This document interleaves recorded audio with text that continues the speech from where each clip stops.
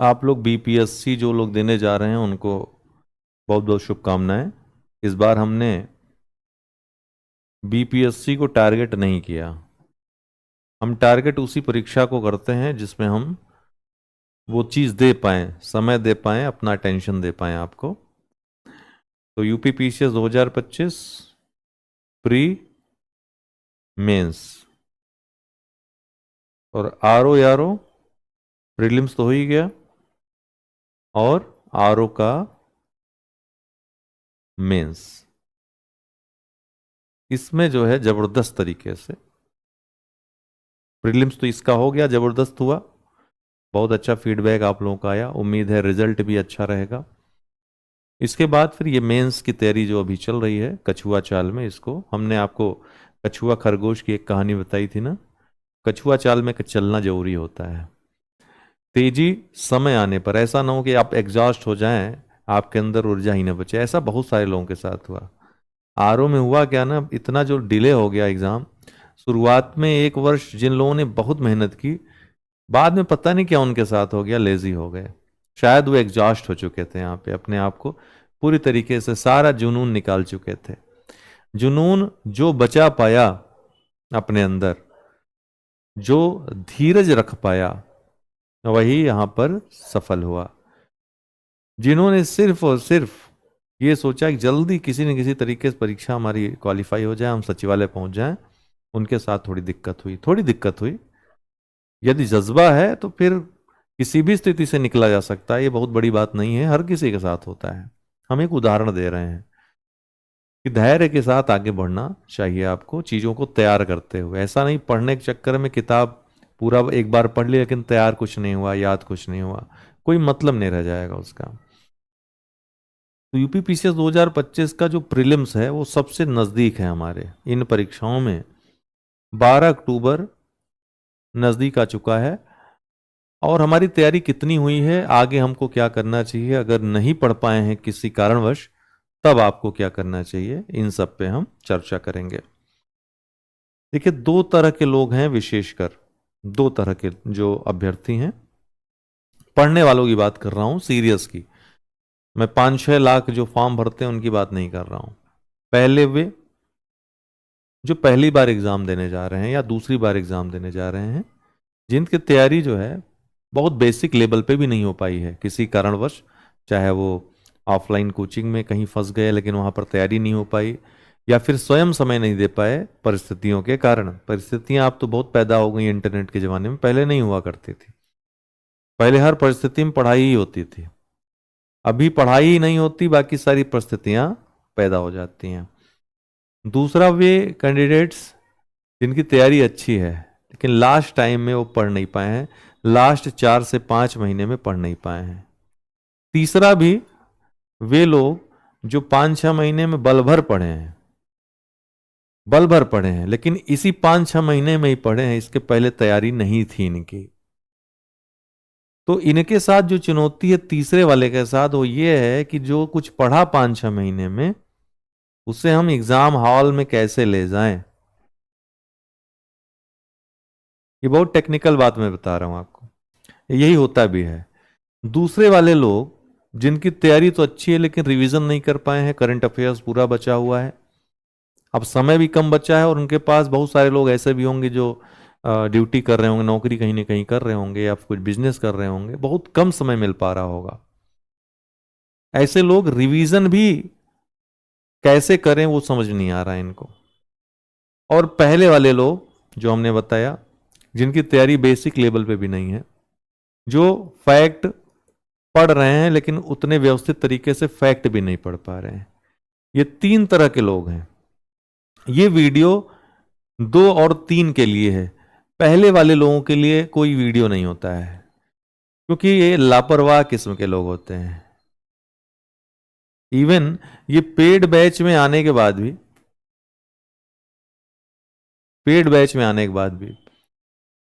पढ़ाई नहीं करते हैं, जागरूक ही नहीं है कि हमको क्या करना चाहिए, क्या कभी यहाँ कभी वहाँ, कभी यहाँ कभी वहाँ, विश्वास ही नहीं है, न खुद पर, न किसी अध्यापक पर, न किसी कंटेंट पर।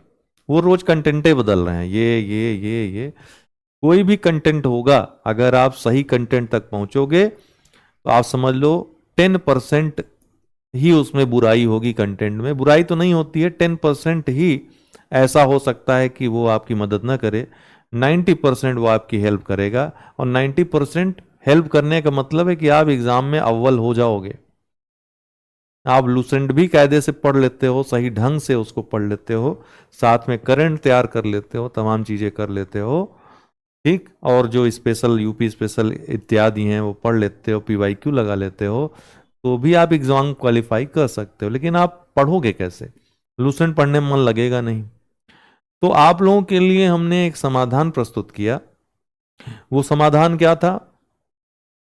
हमने आज से 7-8 महीने पहले फाउंडेशन बैच शुरू किया था।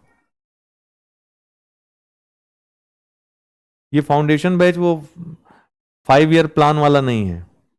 इसमें जल्दी से जल्दी 1-2 महीने में आपका कंसेप्टुअल जो पोर्शन है, डीप वाला जो है वो कंप्लीट करा करके, बाकी आपका जो प्रतिज्ञा में हम कराते हैं, इसके बाद प्रतिज्ञा बैच स्टार्ट करते हैं 3-4 महीने पहले। तो प्रतिज्ञा बैच में इस फाउंडेशन बैच को अटैच कर देते हैं। तो फाउंडेशन में जो आप सीखते हो, बहुत सारे लोग प्रतिज्ञा बैच में डायरेक्ट एडमिशन लेते हैं। वे लोग पहले से उनको बेसिक चीज़ें तैयार होती हैं। फाउंडेशन वालों को बेसिक चीज़ें तैयार नहीं होती। और बेसिक में ऐसा नहीं कि आपको कक्षा 1 से क ख ग घ अंग पढ़ना, नहीं। एग्जाम ओरिएंटेड सारी चीज़ें आपको देखनी है। क्या टेक्निकल टर्म्स हैं, उनके क्या मतलब हैं, क्या महत्व हैं, और इंटरकनेक्शंस, बस इतना। इसके बाद सीधे आप फैक्ट में आते हो प्रतिज्ञा बैच में। और यहाँ पे आपको जो पीडीएफ दी जाती हैं, उस पीडीएफ का आप अध्ययन करते हो शेड्यूल के अनुसार, और इसको रिवाइज करते रहते हो। इसके वीडियोस भी रहते हैं, वीडियोस, और ये रिवाइज करते रहते हो। इतने में आपका 50-60% सिलेबस कवर हो जाता है, ठीक। साथ साथ आप करंट अफेयर्स पढ़ते रहते हो हर मंथ का। मंथली हमारा परीक्षा खबरी, ठीक है, जिसको मैं पहले डेली देता था, लेकिन कुछ समय से जब व्यस्तता बहुत हो गई है, फिर से रेगुलर करेंगे। हम कहते हैं वो करेंगे जरूर, समय नहीं मिल पा रहा है, बस यही है।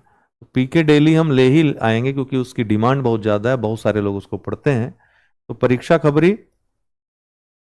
ये डेली जो देखते थे, या फिर जिन्होंने मंथली देखा, या परीक्षा खबरी के हर नोटिफिकेशन उन्होंने उस पर काम किया, हर मंथ का तैयार किया है, तो आज आप हीरो हो, चिंता मुक्त हो।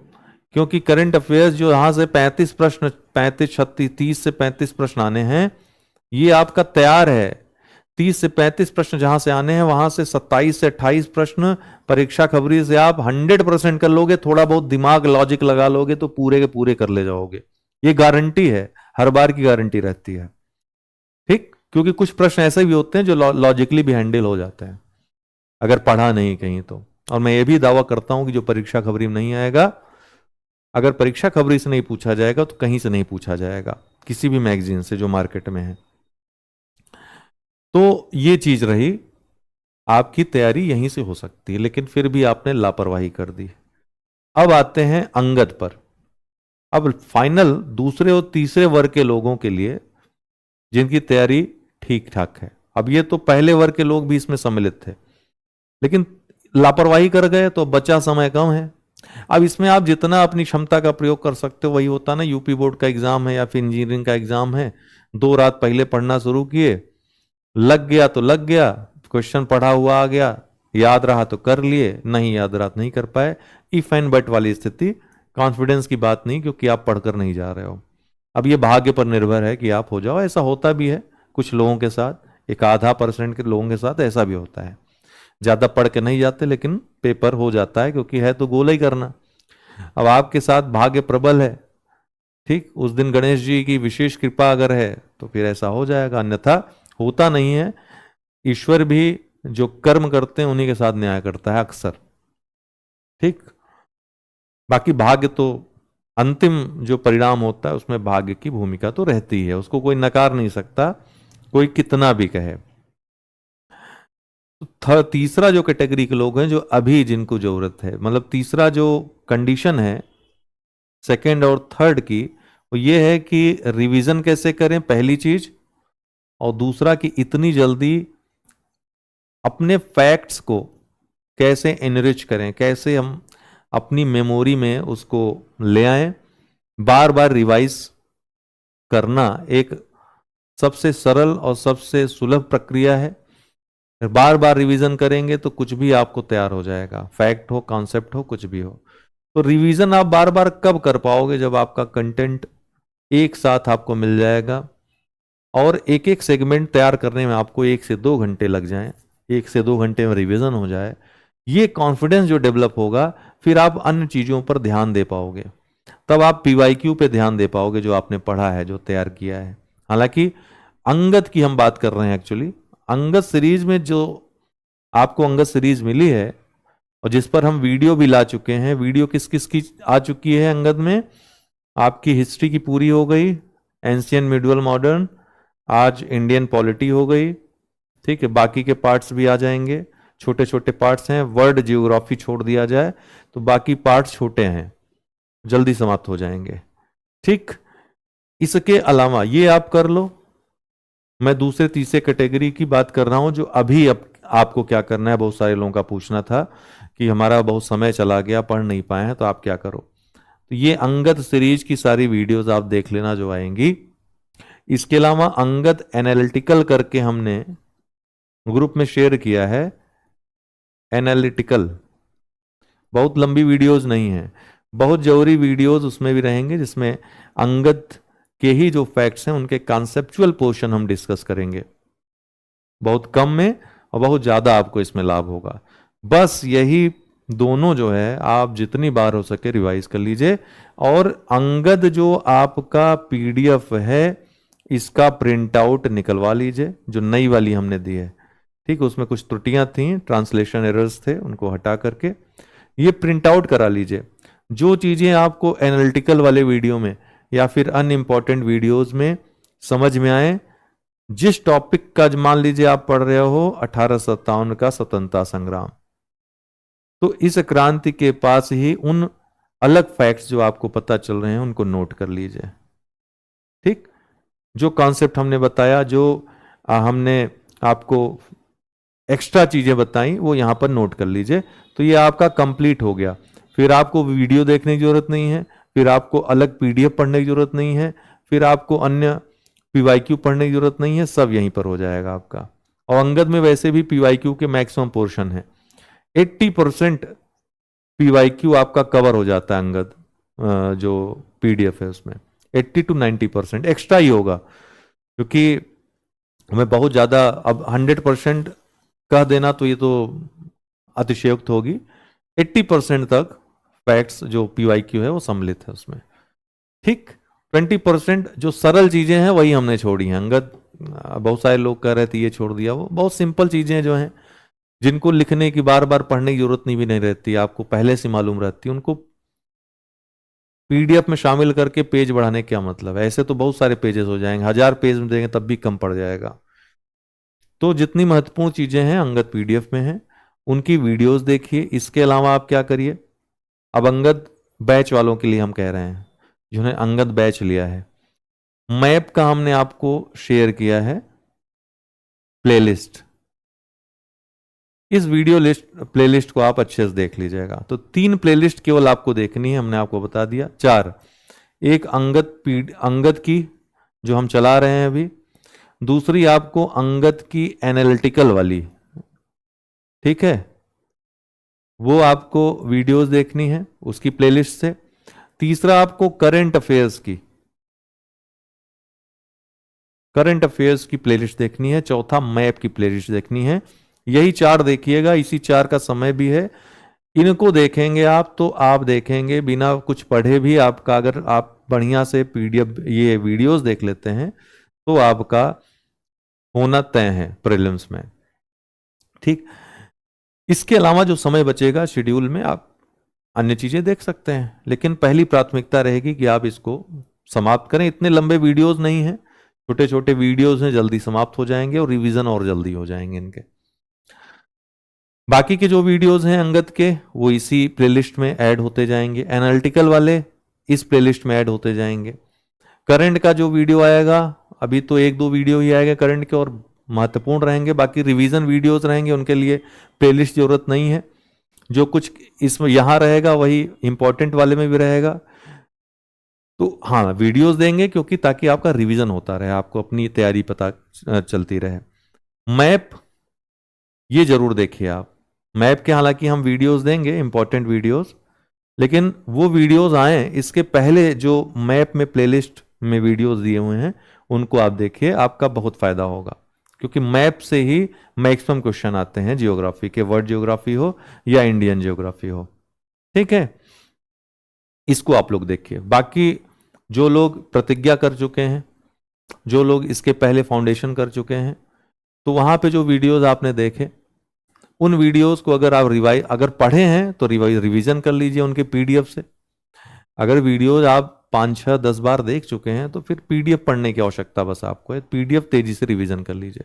नहीं पढ़ा है तो केवल ये पढ़िए, और ये आपको हर बैच वालों को, चाहे फाउंडेशन बैच वाले छात्र हो हमारे, चाहे प्रतिज्ञा बैच वाले छात्र हो हमारे, चाहे फिर अभी जो अंगद बैच में जुड़ रहे छात्र हैं वो हो, सबको हम प्रोवाइड करवा रहे हैं। या फिर हमारे यूट्यूबर्स, जो जो व्यूवर्स हैं हमारे, वो भी ये प्लेलिस्ट आपको मिल जाएंगे वीडियोस की, आप देख लीजिए। पीडीएफ केवल पेड रहते हैं हमारे।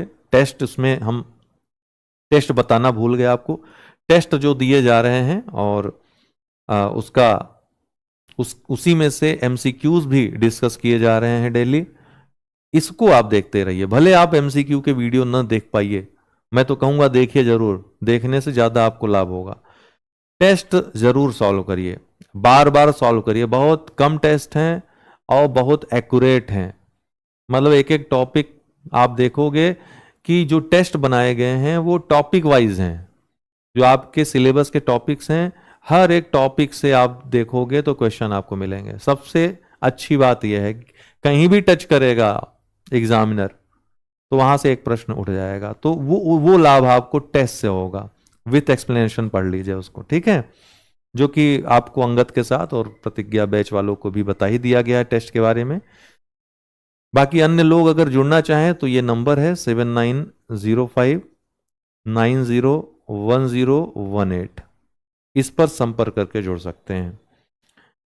अब आरओ मेंस की बात और पीसीएस मेंस, जो लोग प्रीलिम्स दे रहे हैं, यूपी पीसीएस प्रीलिम्स दे रहे हैं, वो थोड़ी देर के लिए, कुछ समय के लिए आरओ मेंस और पीसीएस मेंस में विराम लगा दें, क्योंकि बहुत कंपटीशन है पीसीएस प्रीलिम्स में, बहुत तगड़ा कंपटीशन है। ठीक है, तो अभी आरओ मेंस पीसीएस मेंस में आप फोकस मत होइए। जिनको ऐसा लगता है कि उनकी तैयारी सुपर्ब है, आउटस्टैंडिंग है, ठीक, उनको कोई फर्क नहीं पड़ता, वो 2 दिन पढ़कर जाएं, 10 दिन पढ़कर जाएं, 2 साल पढ़ते रहें या न पढ़कर जाएं, सभी स्थितियों में वो पास हो जाएंगे।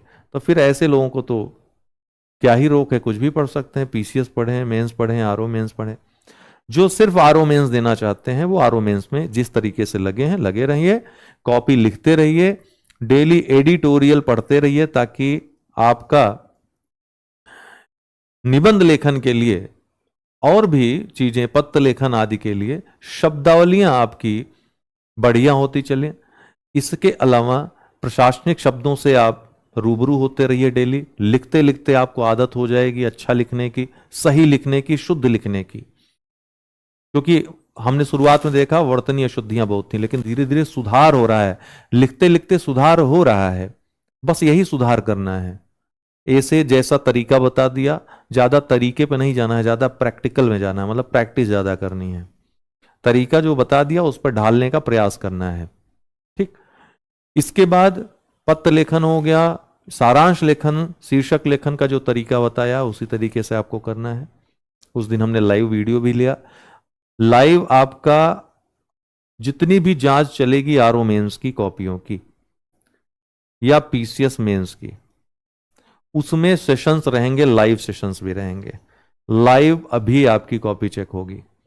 तो बहुत सारे लोग पूछ रहे थे क्या लाइव चेक होगी? बिल्कुल लाइव चेक होगी। बिना लाइव चेक के आप फिर आपको असर भी नहीं पड़ेगा। 10 लोगों के सामने जब आप सुनेंगे अपनी कमियों के बारे में, तभी आप उसमें सुधार कर पाओगे, ठीक है। तो बहुत सारे लोग, अभी मैसेज आया था एक लड़के का, बीमारी की वजह से वो पढ़ नहीं पाया है। तो आप बच्चा ये करिए, ठीक है, जो हमने बताया आपको, बहुत आराम से कर लेंगे, इजीली क्वालिफाई हो जाएंगे। और ऐसा थोड़ी ना है कि आप जय हो स्टडी से जुड़ने के बाद ही, या फिर किसी विशेष कोचिंग से ऑफलाइन ऑनलाइन से जुड़ने के बाद ही आपको ज्ञान हुआ है कुछ। बहुत सारे ज्ञान आप बचपन से लेकर के बड़े होने तक भी हासिल कर लेते हो, जो कहीं किसी किताब में या आपके सिलेबस में भी नहीं होता है। वहां से भी कभी कभी प्रश्नों को हल करने में आपको मदद मिलती है। तो यू आर वेल प्रिपेयर्ड, अपने आप पर विश्वास करिए। बस आपको अभी जो समय है ना, समय का सदुपयोग कर लीजिए, इतना ही मैं आपसे कहना चाहूंगा। और बाकी यदि आपको कोई प्रश्न पूछना हो तो पूछ सकते हैं। कल का वीडियो क्या रखें आप लोग हमको कमेंट में, क्योंकि आप बिहार पीसीएस देने जा रहे हैं तो आप ही से पूछ ले रहे हैं। अभी आप सक्रिय ज्यादा होंगे बिहार के लिए। कमेंट बॉक्स में आप लोग बताएंगे कि कल कौन सा वीडियो आपको हम दें, जिससे आपको डिस्टरबेंस ना हो। क्योंकि कल वीडियो तो देनी है, वो तो देनी ही पड़ेगी, क्योंकि बहुत कम समय बचा है, पीसीएस 2025 टारगेट करना है। तो कल कौन सा, आज तो इंडियन पॉलिटी हो गया आपका, कल कौन सा वीडियो हम दें, कमेंट बॉक्स में आप कमेंट करिएगा, वही वीडियो आपको कल मिल जाएगी। ठीक, बहुत बहुत धन्यवाद।